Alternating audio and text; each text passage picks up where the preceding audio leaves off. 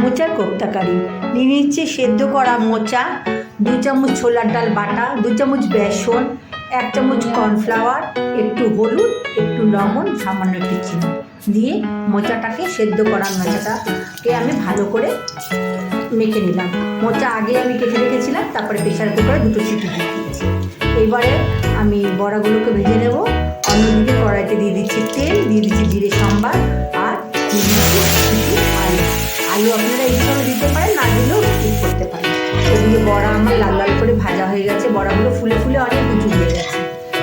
আর এবার আমি মিক্সিতে নিয়ে নিচ্ছি একটা টমেটো, 1 ইঞ্চি আদা, 7-8টা কাজু, একটু দারচিনি আর 5-6টা এলাচ দিয়ে পেস্ট করে দিচ্ছি।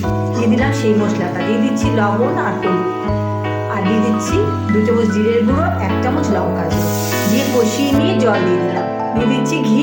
ব্যাস তৈরি আমার মোচার কোপ্তা কারি। কেমন লাগলো বন্ধুরা? ঢাকনা খুলে নিলেই রেডি খাওয়ার জন্য। ভালো